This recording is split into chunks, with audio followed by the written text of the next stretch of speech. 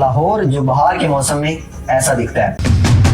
अक्टूबर नवंबर के आते ही इसके गिर्द गहरे स्याह और गहरे ब्राउन बादल मंडलाते हैं। ये बादल बारिश वाले बादल नहीं होते, बल्कि ये गहरा स्याह और ब्राउन धुआं होता है। 1909 में ग्लासगो, स्कॉटलैंड और एडनबर्ग में स्मोक की वजह से 1000 से ज्यादा लोग मारे गए। 1952 लंदन में 5 से 9 दिसंबर के दरमियान, यानी सिर्फ 4 से 5 दिनों के दरमियान इसी जहरीली स्मोक की वजह से 10 से 12,000 लोग मौत के मुंह में चले गए। 1930 बेल्जियम द म्यूस वैली स्मोक, 60 लोग मारे गए और 6000 लोग हॉस्पिटलाइज्ड हुए। 1963 न्यूयॉर्क सिटी 200 अमवात। 2012 ईरान के शहर तेहरान में 4000 अमवात। 2017 इंडिया के शहर दिल्ली में 12,322 अमवात। एक और स्टडी के मुताबिक इंडिया में सिर्फ 2017 में स्मोक की वजह से 10 लाख लोग मारे गए। 1940 और 1960 के दरमियान लॉस एंजलिस और कैलिफोर्निया में सीवियर स्मोक देखी गई। अस्सलाम वालेकुम दोस्तों, इंसान को जिंदा रहने के लिए सांस लेना जरूरी है और सांस लेने के लिए ऑक्सीजन यानी आबो हवा, और ये ऑक्सीजन हमें एटमॉस्फेयर से मिलती है। लेकिन अगर यही एटमॉस्फेयर जहरीली गैसेस से भरा हुआ हो तो सांस के जरिए हम क्या हासिल करेंगे? जहर और सिर्फ जहर। एयर क्वालिटी इंडेक्स एक ऐसा पैरामीटर है जिसके जरिए हम जमीन के करीब एटमॉस्फेयर जिसमें हम सांस लेते हैं की एयर क्वालिटी चेक कर सकते हैं। अगर ये नंबर 0 से 50 तक हो तो ये सेहत के लिए अच्छा है। अगर ये 50 से 100 तक हो तो मॉडरेट। अगर 100 से 200 तक हो तो अनहेल्दी। अगर 200 से 300 तक हो तो वेरी अनहेल्दी। अगर ये नंबर 300 से भी क्रॉस कर जाए तो वेरी डेंजरस। लेकिन क्या आपको पता है कि पाकिस्तान के दूसरे बड़े शहर लाहौर का एयर क्वालिटी इंडेक्स क्या है? 8 नवंबर 2024 रात 12 बजे को ये इंडेक्स 1000 का डिजिट क्रॉस कर चुका था, से 3 गुना ज्यादा। इसका मतलब आप जानते हैं, इसका मतलब ये है कि हम सांस के जरिए एटमॉस्फेयर में मौजूद जहर को अपने जिस्म का हिस्सा बना रहे हैं। अगले चंद दिनों में अगर एयर क्वालिटी बेहतर ना हुई तो फेफड़ों और सांस की बीमारियां फैलने का खतरा हो सकता है और आंखों और गले की खराबी भी हो सकती है, और जिन लोगों को सांस और फेफड़ों की बीमारियां हैं उनकी डेथ भी हो सकती है। लाहौर जो बाहर के मौसम में ऐसा दिखता है। अक्टूबर नवंबर के आते ही इसके गिर्द गहरे स्याह और गहरे ब्राउन बादल मंडलाते हैं। ये बादल बारिश वाले बादल नहीं होते, बल्कि ये गहरा स्याह और ब्राउन धुआं होता है। और ये धुआं sulphur dioxide, nitrogen dioxide, ozone और कार्बन डाइऑक्साइड जैसी जहरीली गैसों का मजमूआ होता है। इसी जहरीली गैस को हम स्मोक के नाम से जानते हैं। तो दोस्तों 2014 से पहले हम इसके नाम तक से वाकिफ नहीं थे, लेकिन अब हर साल हर सर्दी के आने से पहले हमारा वास्ता स्मोक नामी बला से पड़ता है। क्या है ये स्मोक? पाकिस्तान में ये स्मोक कहाँ से आती है? कुछ सियाने लोग कहते हैं कि पाकिस्तान में ये स्मोक इंडियन पंजाब से आती है। इंडिया में ये स्मोक कहाँ से आती है? या फिर हर मुल्क अपने अपने हिस्से की मौत खुद तैयार कर रहा है? आने वाले सालों में यह स्मोक इंसानों के सर्वाइवल के लिए कितना बड़ा खतरा हो सकती है और इसको कैसे कंट्रोल किया जा सकता है? माजी में स्मोक का पहला शिकार कौन सा मुल्क बना? आइए जानते हैं इस वीडियो में।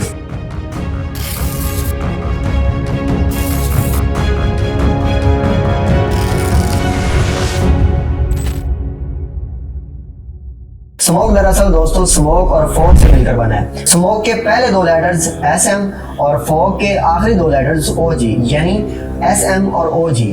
SM और OG से मिलकर बनता है स्मोक। हेनरी एंटनी वो पहला आदमी था जिसने 1905 में स्मोक और फॉग के कोलैबोरेशन से स्मोक का लफ्ज इस्तेमाल किया। स्मोक और फॉग जब रिएक्ट करता है तो स्मोक वजूद में आती है। अब तक की क्लासिफिकेशन के मुताबिक स्मोक 2 तरह की होती है। नंबर 1 सल्फरस स्मोक, या इसको हम लंदन स्मोक भी कहते हैं। सल्फर बेरिंग फॉसिल फ्यूल्स यानी कोयला, कुदरती गैस और क्रूड ऑयल के जलने से सल्फर ऑक्साइड खारिज होती है, और यह सल्फर ऑक्साइड ऑक्सीजन के साथ मिलकर सल्फर डाइऑक्साइड जैसी जहरीली गैस में कन्वर्ट हो जाती है। एग्रीकल्चरल एरियाज में चावल की फसल के इख्तिताम पर पराली वगैरह को जो आग लगाई जाती है उससे भी इसी किस्म की स्मोक वजूद में आती है। इसमें सेकंड नंबर पर जो स्मोक है वो है फोटोकेमिकल स्मोक। इसको हम लॉस एंजलिस स्मोक भी कहते हैं। दोस्तों लंदन स्मोक और लॉस एंजलिस स्मोक के नाम के बारे में मैं आगे चलकर बताऊंगा। फोटोकेमिकल स्मोक सबसे ज्यादा शहरों में देखने को मिलती है। इसकी मेनली वजह गाड़ियों और केमिकल फैक्ट्री से निकलने वाली नाइट्रोजन ऑक्साइड और हाइड्रोकार्बन है। नाइट्रिक ऑक्साइड जब सनलाइट से रिएक्ट करती है तो नाइट्रिक एसिड, ओजोन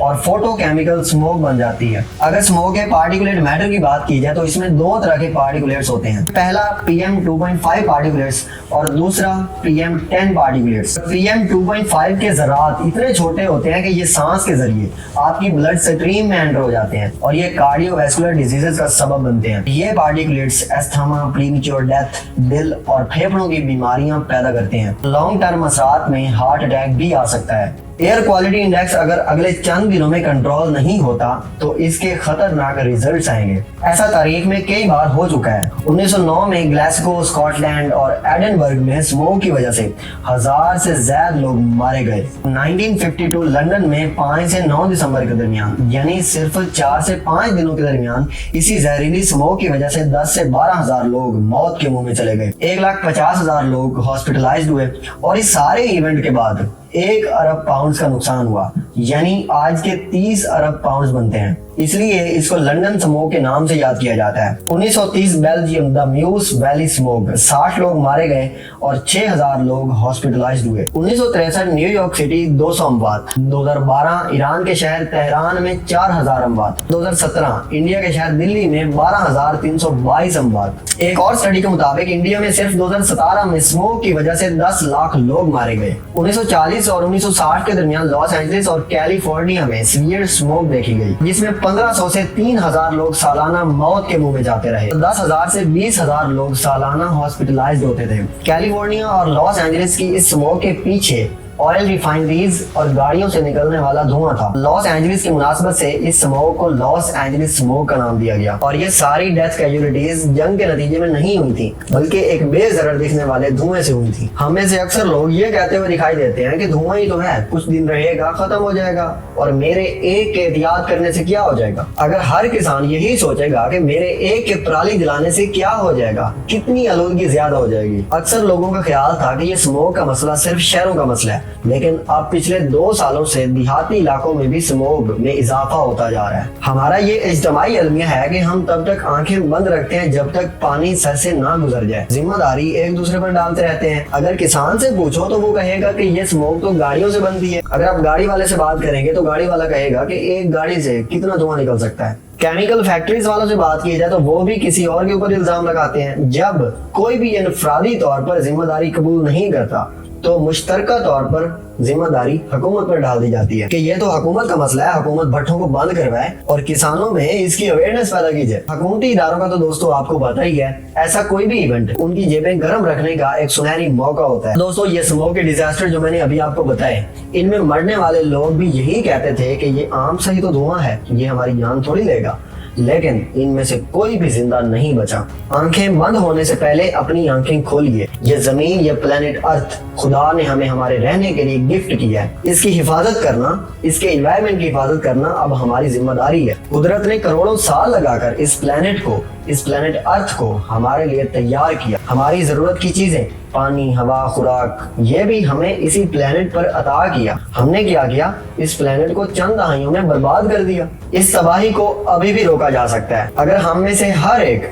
अपनी जिम्मेदारी पूरी करे। ये हम सब का मसला है, इसलिए ये जिम्मेदारी भी हम सबको उठानी पड़ेगी। हम कब तक मसाइल को एक दूसरे पर डालकर कबूतर की तरह आंखें बंद किए रखेंगे? कुछ स्टेप्स गवर्नमेंट को लेने होंगे और कुछ स्टेप्स इनफरादी तौर पर हर इंसान को लेने होंगे। सबसे पहला, स्मोक को गवर्नमेंट पेंडेमिक की तरह, कोविड-19 की तरह ट्रीट करे, क्योंकि ये मसला कोविड-19 से कहीं ज्यादा है। हुकूमत इमरजेंसी का ऐलान करे और लोगों में इसके बारे में अवेयरनेस पैदा करें। इसके लॉन्ग टर्म और शॉर्ट टर्म इफेक्ट्स के बारे में लोगों को बताए ताकि लोग इसको सीरियसली लें। भट्ठा मालकान को अहकामात देने के बजाय इनको जिगजैग टेक्नोलॉजी खुद प्रोवाइड करे और केमिकल फैक्ट्रीज की चिमनीज से निकलने वाले धुएं को कंट्रोल करने के लिए इन फैक्ट्रीज को टेक्नोलॉजी प्रोवाइड की जाए। लाहौर की एयर पोल्यूशन में सबसे ज्यादा हिस्सा गाड़ियों से निकलने वाला धुआं है। एक्सप्रेस ट्रिब्यून का ये आर्टिकल देखिए, मोटरसाइकिल्स कारों से ज्यादा एयर पोल्यूशन का सबब बन रहे हैं। लाहौर की फिजा को आलूदा करने में 40% हिस्सा गाड़ियां डालती हैं। इस 40% में से 69% हिस्सा चींची रिक्शे और ये मोटरसाइकिल से निकलने वाला धुआं होता है। 2021 के आदाद शुमार के मुताबिक लाहौर में 6.29 मिलियन गाड़ियां हैं,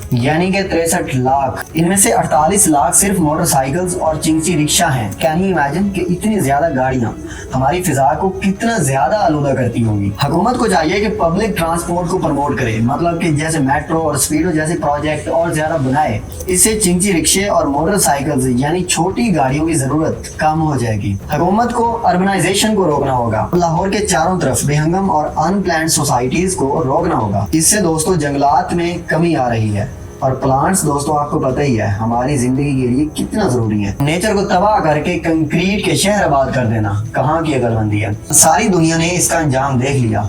हमें इनके फुटप्रिंट्स पर चलने की कोई जरूरत नहीं। अभी तक दोस्तों जो मैंने आपको सॉल्यूशंस बताए ये सारे सप्लाई साइड सॉल्यूशंस थे जहां पर हुकूमत को एक्शन लेने की जरूरत है बदलाव लाने के लिए। अब बात करते हैं डिमांड साइड सॉल्यूशंस की, यानी जहां पर आम लोग एक्शंस ले सकते हैं। आम लोग मेरे और आप जैसे लोग एक्शन ले सकते हैं अपना फ्यूचर बदलने के लिए।